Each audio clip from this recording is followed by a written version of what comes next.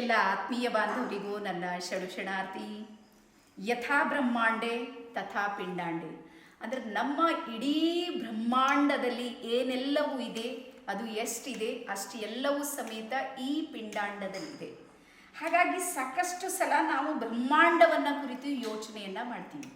ಅಂದರೆ ಬ್ರಹ್ಮಾಂಡದ ಅದ್ಭುತ ರಹಸ್ಯಗಳನ್ನು ತಿಳಿಯೋದಕ್ಕೆ ನೂರಾರು ವರ್ಷಗಳಿಂದ ವಿಜ್ಞಾನಿಗಳಿರ್ಬೋದು, ತತ್ವಜ್ಞಾನಿಗಳಿರ್ಬೋದು, ಸಾಕಷ್ಟು ಜ್ಞಾನಿಗಳಿರ್ಬೋದು ಸತತವಾದ ಅಧ್ಯಯನವನ್ನು ಈ ಬ್ರಹ್ಮಾಂಡವನ್ನು ಕುರಿತು ಮಾಡ್ತಾ ಇರೋದು ನಮ್ಮೆಲ್ಲರಿಗೂ ಗೊತ್ತಿದೆ.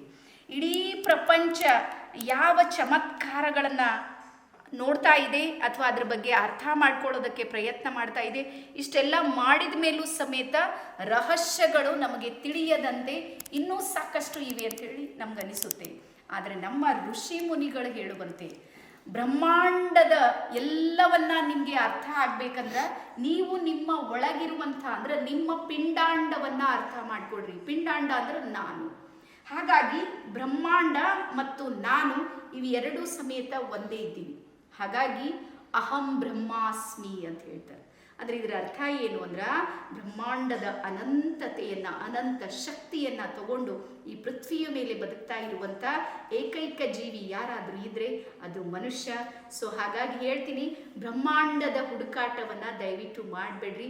ಬ್ರಹ್ಮಾಂಡದ ರಹಸ್ಯವನ್ನು ನಿಮ್ಗೆ ಏನಾದರೂ ಅರ್ಥ ಆಗ್ಬೇಕಂದ್ರೆ ನಿಮ್ಮ ಒಳಗಿರುವಂಥ ಆಂತರಿಕ ಶಕ್ತಿ, ಆ ಚೈತನ್ಯ ಇದೆ ನೋಡ್ರಿ, ಅದನ್ನು ಅರ್ಥ ಮಾಡ್ಕೊಡ್ರಿ. ಹಾಗಾಗಿ ನಿಮ್ಗೆ ಹೇಳ್ತೀನಿ, ಇದು ಪೃಥ್ವಿ ಇದೆ ಅಂತ ತಿಳ್ಕೊರಿ.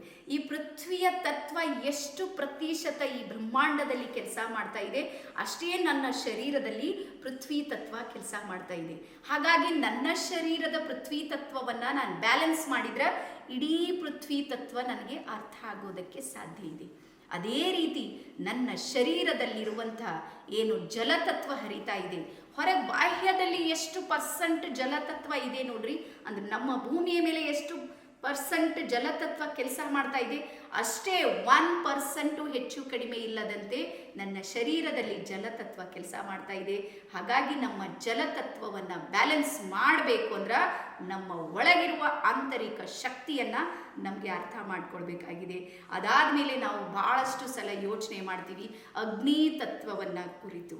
ಅಂದರೆ ನಮ್ಮ ಪೃಥ್ವಿ ಇದೆ, ಪೃಥ್ವಿಯ ಗರ್ಭದಲ್ಲಿಯೂ ಸಮೇತ ಅಗ್ನಿ ಇದೆ. ನಿಮ್ಗೆಲ್ಲರಿಗೂ ಗೊತ್ತು, ಲಾವಾರಸ ಇರ್ಬೋದು, ಮತ್ತೊಂದು ಅಂದ್ರೆ ಪೃಥ್ವಿಯ ಒಳಗೂ ಸಮೇತ ಕೊತ ಕುದಿಯುವಂಥ ಅಗ್ನಿ ತತ್ವ ಇದೆ ಅನ್ನುವಂಥದ್ದು ಎಷ್ಟು ಸತ್ಯ ಇದೆ.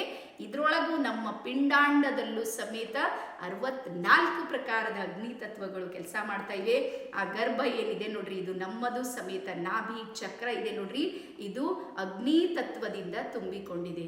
ಹಾಗಾಗಿ ವ್ಯಕ್ತಿಯ ಇಚ್ಛಾಶಕ್ತಿಗಳನ್ನು ಅಥವಾ ಅಂದುಕೊಂಡದ್ದನ್ನು ಸಾಧಿಸಬೇಕು ಅಂದ್ರೆ ಹೊರಗಿನ ಹುಡುಕಾಟವನ್ನು ಬಿಟ್ಟು ನನ್ನ ನಾಭಿ ಚಕ್ರ ಏನಿದೆ ನೋಡ್ರಿ, ಅದನ್ನು ನಾನು ಬ್ಯಾಲೆನ್ಸ್ ಮಾಡಿದರೆ ಸಾಕು, ನಾನು ಸಕ್ಸಸ್ ಆಗೋದಕ್ಕೆ ಸಾಧ್ಯ ಇದೆ. ಅದೇ ರೀತಿ ವಾಯು ತತ್ವವನ್ನು ನಾವು ನೋಡ್ತೀವಿ. ವಾಯು ಕಣ್ಣಿಗೆ ಕಾಣೋದಿಲ್ಲ, ಆದರೂ ಕಾರ್ಯ ಮಾಡ್ತಾ ಇದೆ. ಎಲ್ಲ ಕಡೆಗೂ ಸಮೇತ ವಾಯು ತುಂಬಿಕೊಂಡಿರುವಂಥದ್ದು ನಮ್ಗೆ ಗೊತ್ತಿದೆ. ಸೇಮ್ ಅದೇ ರೀತಿ ಇಡೀ ನಮ್ಮ ಶರೀರದಲ್ಲೂ ಸಮೇತ ಎಲ್ಲ ಕಡೆಗೂ ವಾಯು ತತ್ವ ಕೆಲಸ ಮಾಡ್ತಾ ಇದೆ. ಅದ್ಭುತ ಏನು ಅಂದ್ರೆ ವಾಯುವನ್ನು ನೋಡೋದಕ್ಕೆ ಸಾಧ್ಯ ಇಲ್ಲ, ಅದು ಮೆಹಸೂಸ್ ಮಾಡ್ಕೊಳ್ಳೋದಕ್ಕೆ, ನಮ್ಮ ಅನುಭವಕ್ಕೆ ತಂದುಕೊಳ್ಳೋದಕ್ಕೆ ಅದು ಸಾಧ್ಯ ಇದೆ.